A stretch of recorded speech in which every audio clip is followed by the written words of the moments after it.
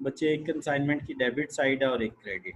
Consignment की debit side पे पहली चीज़ जो आपने देखनी है ना, लाइन पढ़नी है, पहली लाइन में लिखी होगी, वो लिखी होगी गुड्स सेंट ऑन कंसाइनमेंट।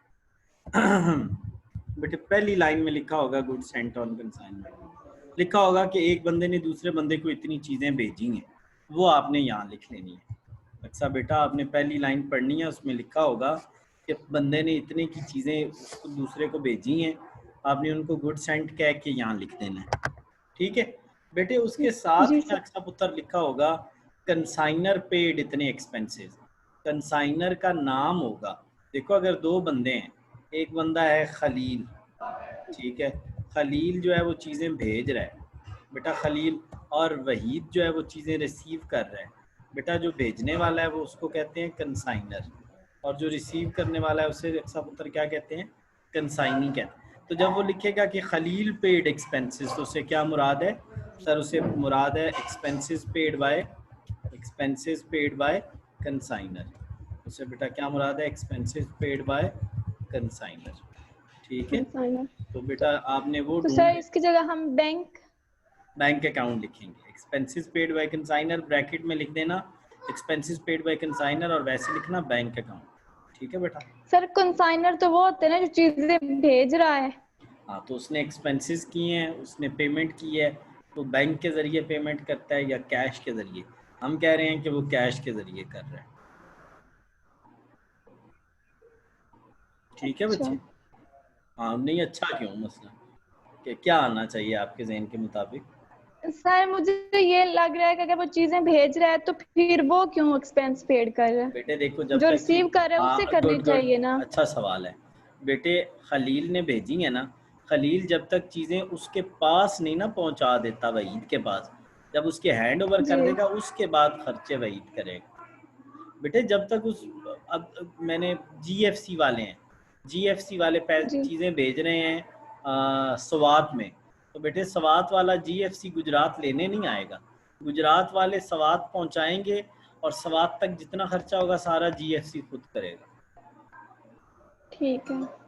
बेटे जब तक चीज़ें हैंड ओवर आप नहीं करते हो तब तक तो खर्चे करने पड़ेंगे। ठीक है बेटे।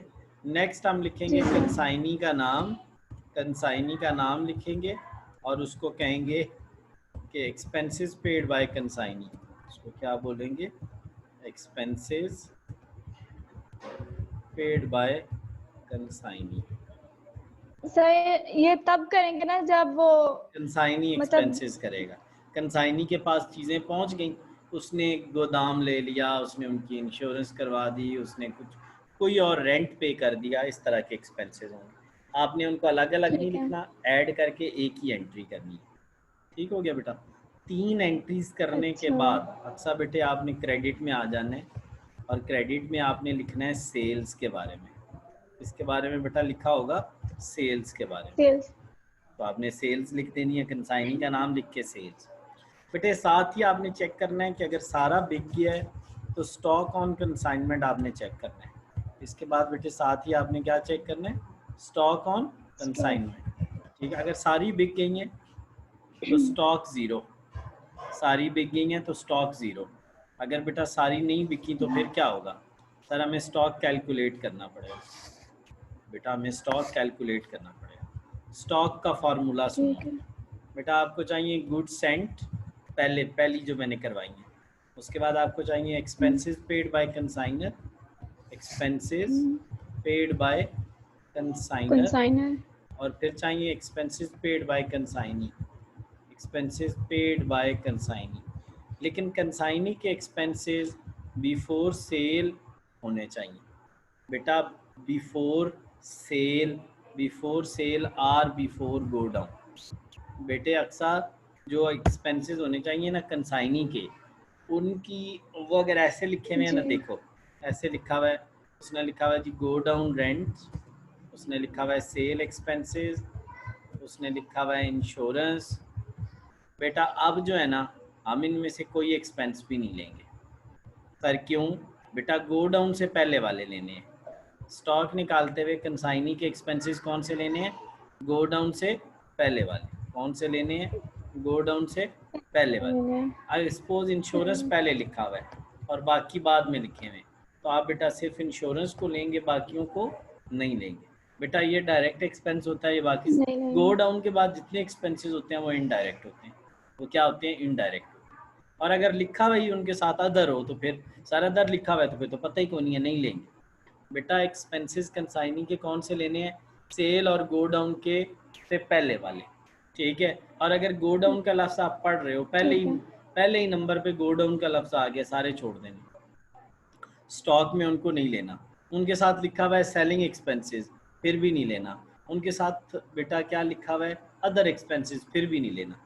लेकिन अगर इस तरह के 4-5 एक्सपेंसेस हों और उनमें से बेटा एक एक्सपेंस गो डाउन से पहले हो तो उसको लेंगे, उसको लेंगे। समझ गए हो ना बेटे?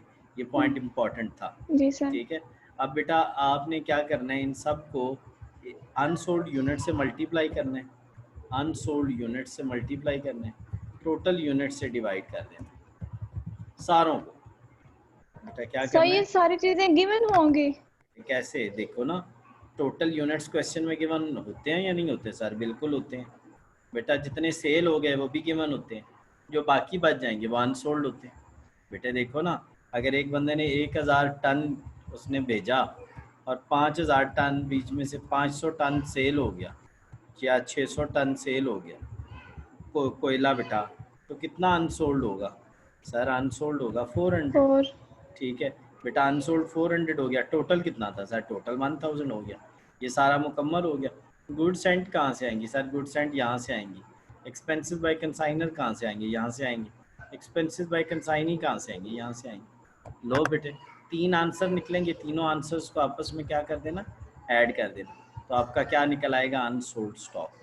बेटा क्या निकल आएगा? Unsold stock. मैंने बेटे आपको अनसोल्ड स्टॉक निकालने का इंतहाई फार्मूला, कंप्रिहेंसिव और आसान सा फार्मूला बता दिया, ठीक है ना। बेटे ये क्या तरीका है निकालने का? अनसोल्ड स्टॉक निकालने का, अनसोल्ड स्टॉक निकालने का कंप्रिहेंसिव तरीका है, ठीक हो गया। अच्छा बेटे, अगर उसी क्वेश्चन के अंदर आपको देता है एबनॉर्मल लॉस, क्या देता है अक्सा पुत्र? एबनॉर्मल लॉस, फिर क्या करना है? एबनॉर्मल लॉस में सिर्फ इन 2 चीज़ों को लेते हैं बेटा। एबनॉर्मल लॉस में किन किन चीज़ों को लेते हैं? गुड्स सेंट को और एक्सपेंसेस बाय कंसाइनर को। और यहाँ क्या लिखने हैं? Abnormal loss unit, abnormal loss units. और यहाँ पे भी वही लिखने हैं, यहाँ पे भी बेटा वही लिखने हैं। तो आप जब इन दोनों को सॉल्व करोगे, आप इन दोनों को सॉल्व करोगे तो आपका बेटा क्या निकल आएगा? सर हमारा निकल आएगा बेटे, आपका क्या निकल आएगा? सर हमारा निकल आएगा, दोनों को ऐड कर लोगे तो abnormal loss. Sir abnormal loss को कहाँ लिखते हैं? बेटे एबनॉर्मल लॉस को भी यहाँ ही लिखते हैं, एबनॉर्मल, एबनॉर्मल लॉस, ठीक है, उसको भी यहाँ ही क्रेडिट साइड पे लिखते हैं। साइड। अब बेटे यहाँ आ जाएंगे। अब ये कहेगा यार मेरा को कमीशन बनता है तो वो तो दो ना। तो बेटा अब किसकी एंट्री आ जाएगी? कमीशन। किसकी एंट्री आ जाएगी बेटा? कमीशन। कमीशन बेटा हमेशा सेल पे देते हैं। वो कहेगा 10% सेल, सेल का 10% ले लो, 5% ले लो, 7% ले लो, वो ले लेंगे। नेक्स्ट बेटा वो कहेगा कि अगर कोई बैड डेट्स हैं तो वो तुम्हारे ज़िम्मे है, मेरे ज़िम्मे नहीं है। बेटे अगर कोई बैड डेट्स होंगे तो वो किसके ज़िम्मे होंगे? कंसाइनी के ज़िम्मे होंगे। कंसाइनिंग के। अच्छा अब बेटा क्या होगा? सर अब सिंपल सी बात है, अब आप इन कॉलम्स को लेना, ठीक है, मैंने इनको ले लिया। बेटे क्रेडिट वालों को ऐड करना है, उनका टोटल, वही टोटल यहाँ लिखना है। और बेटा इसमें से ऊपर वाले सारे माइनस कर देने हैं। तो जो आंसर आएगा उसे कहते हैं प्रॉफिट ऑन कंसाइनमेंट। क्या कहते हैं बेटा? Profit on consignment. अगर डेबिट बड़ी हो और क्रेडिट छोटी हो तो बेटा लॉस ऑन कंसाइनमेंट। बेटा या ये आएगा या ये आएगा। बस अक्सा पुत्र इतना सा काम है और मुझे नहीं लगता कि आपको मसला होगा, क्योंकि यू आर चैम्पियन और आप बड़ी जल्दी कर लेते हो, ठीक है बेटे। अच्छा एक टेक्निकल चीज़ मैं छोड़ गया हूँ और उसको कहते हैं बेटा नॉर्मल लॉस। अगर किसी क्वेश्चन के अंदर नॉर्मल लॉस हो बेटा क्या करना है? सर जो अनसोल्ड यूनिट्स होंगे ना उसमें से लेस कर देंगे जितने नॉर्मल लॉस यूनिट्स हैं। क्या बेटा? नॉर्मल लॉस यूनिट्स को लेस कर देंगे। तो ये नॉर्मल लास्ट यूनिट और एबनॉर्मल लास्ट यूनिट हमें पता कैसे? गिवन होंगे? बिल्कुल गिवन होंगे बेटा। टोटल यूनिट्स में से नॉर्मल लास्ट यूनिट्स को लेस कर देना। कैसे पता लगेगा कि ये एबनॉर्मल है और कैसे पता लगेगा ये नॉर्मल है बेटे। ये होगा, इसके साथ लिखा होगा एक्सीडेंट, फायर, ठीक है। उसके बाद बेटा लॉस ऐसे करके लिखा होगा। नॉर्मल के साथ बेटा लिखा होगा शॉर्टेज, क्या होगी, शॉर्टेज, ठीक है, शॉर्टेज। अच्छा बेटे अगर 1000 यूनिट है तो उसमें से 10 यूनिट अगर लॉस हुए हैं तो नॉर्मल होगा, अगर 1000 में से 100 लॉस हो गए तो अब नॉर्मल होगा। पता लग रहा है ना, जैसे थोड़े लॉस हुए हैं तो नॉर्मल है, ज़्यादा हुए हैं तो अब नॉर्मल है, ठीक हो गया बेटे। अच्छा अब क्या करेंगे, मैंने नॉर्मल लॉस का क्या ट्रीटमेंट बताया है, नो ट्रीटमेंट बेटा, इसकी कोई एंट्री नहीं होती। तो सर क्या होता है बेटे, जो अनसोल्ड यूनिट्स होते हैं ना उनमें से नॉर्मल लॉस वाले कम कर देते हैं, और जी इसी तरह टोटल यूनिट्स में से भी नॉर्मल वाले कम कर देते हैं। सर मसलन आपको एग्जांपल दें बेटा, मैं आपको यही एग्जांपल देता हूँ। अच्छा पुत्र ये देखो, हमने कितने यूनिट्स कहे थे, सर हमने कहे थे कि हमारे 1000 है बेटा, आपका नॉर्मल लॉस हो गया 50 का, नॉर्मल लॉस हो गया 50 यूनिट्स का। अब क्या करोगे, सर आपने कहा है कि टोटल में से भी माइनस कर देना है, और जो अनसोल्ड स्टॉक होगा उसमें से भी। बेटा आप 400 की बजाय क्या लिखोगे, 350, और टोटल में 1000 की बजाय क्या लिखोगे, 950। यही इसका ट्रीटमेंट है, इसकी अलग से कोई एंट्री नहीं होती। अगर किसी क्वेश्चन में नॉर्मल लॉस होगा अनसोल्ड स्टॉक निकालते हुए, अनसोल्ड यूनिट्स में से भी नॉर्मल लॉस यूनिट्स माइनस, और बेटा टोटल यूनिट्स में से भी माइनस। तो ये 3 टेक्निकल चीज़ें थी जो मैंने आपको समझानी थी।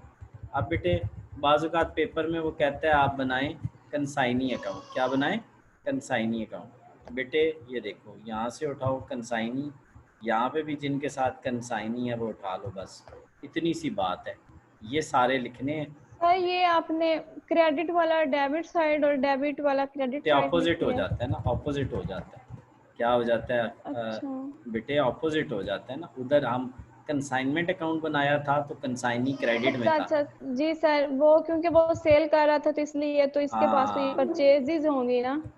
बेटे वैसे भी देखो ना, कंसाइनमेंट अकाउंट था अक्सर पुत्र, तो कंसाइनमेंट में कंसाइनी क्रेडिट में था, कंसाइनी होगा तो कंसाइनमेंट डेबिट में चला जाएगा। कंसाइनमेंट कहाँ चला ठीक है, जाएगा बेटा, डेबिट में चला जाएगा, डेबिट में। ठीक है।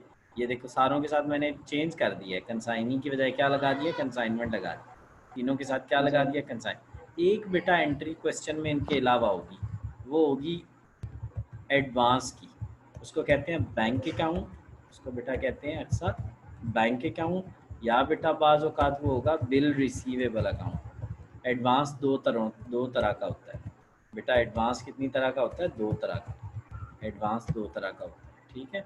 अच्छा अब क्या जी करेंगे सर, बेटा देखो अब आपने डेबिट को ऐड करना है, इसमें डेबिट को ऐड करना है, क्रेडिट को माइनस करना है, जो आंसर आएगा उसको कहते हैं बैंक अकाउंट, उसको बैलेंस अमाउंट लिखेंगे, बैलेंस अमाउंट उसे कहेंगे, क्या कहेंगे बेटा, बैलेंस अमाउंट, बैलेंस। ठीक है। और यहाँ पे उसकी अमाउंट लिख देंगे। लो बच्चे सर एक और लेजर भी बनता है बेटा, वो कौन सा बनता है सर, वो बनता है गुड सेंट का। बेटा किसका बनता है, गुड सेंट का, गुड सेंट का लेजर बनता है। क्या बनता है बेटा, good Saint on good side का। कंसाइनमेंट। बेटे उसकी क्रेडिट में क्या आता है सर, उसकी क्रेडिट में आता है कंसाइनमेंट अकाउंट। बेटे वो ऊपर देखो ना, ये देखो गुड सेंट का, तो अगर गुड सेंट में बेटा बनाना है तो उसकी क्रेडिट में क्या आएगा, कंसाइनमेंट अकाउंट, क्या आएगा बेटा, कंसाइन। और उसकी डेबिट जो इसका आंसर होगा उसे कहते हैं ट्रेडिंग अकाउंट, क्या कहते हैं बेटा, ट्रेडिंग। यहाँ इनका दोनों का टोटल यहाँ लिखते हैं, यहाँ बेटे इन दोनों का टोटल लिखते हैं, ठीक हो गया।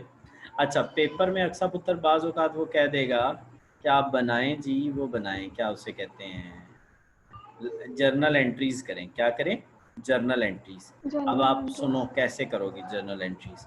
जर्नल एंट्रीज बेटा आपने एक कंसाइनमेंट को ना, आपने ये कितनी दफ़ा डेबिट में है, 1 2 3 4 5 6, 6 दफ़ा कंसाइनमेंट को डेबिट में लिख लेना है, एक दफ़ा गुड सेंट को क्रेडिट में, दूसरी दफ़ा बैंक को, तीसरी दफ़ा कंसाइनी को, चौथी दफ़ा कंसाइनी को, पांचवी दफ़ा कंसाइनी को, छठी दफ़ा प्रॉफिट को, ठीक हो गया। और नीचे नरेशन में ये वाली नरेशन लिख देनी है, ये जो एंड में मैंने लिखी हुई है, ठीक है, ठीक है बेटे। तो मैंने क्या बोला है जी कि सर। जर्नल एंट्री करने का क्या तरीका है, सर आपने कहा है ये जितनी दफ़ा ये लिखा हुआ है ना, ठीक है बेटे, उसमें अगर 4 आए हुए हैं तो 4 दफ़ा लिख लेना ना, ज़रूरी तो नहीं है कि ये जी 6 के 6 ही आए। कंसाइनमेंट बेटा 1 2 3 4 5 6 दफ़ा कंसाइनमेंट डेबिट। पहले के क्रेडिट में क्या लिखना है, गुड्स एंड, दूसरे के बैंक, तीसरे के कंसाइनी, चौथे का कंसाइनी, पांचवें का कंसाइनी और छठे का प्रॉफिट। नरेशन में बेटा ये चीज़ें लिख देना, ठीक हो गया। अच्छा अब आ जाओ बेटा कितनी दफ़ा क्रेडिट में जी कंसाइनमेंट को कितनी दफ़ा क्रेडिट में लिखना है, 3 दफ़ा। कंसाइनमेंट क्रेडिट, फिर कंसाइनमेंट क्रेडिट, फिर क्रेडिट। एक दफ़ा डेबिट में कंसाइनी, एक दफ़ा स्टॉक, एक दफ़ा एबनॉर्मल लॉस।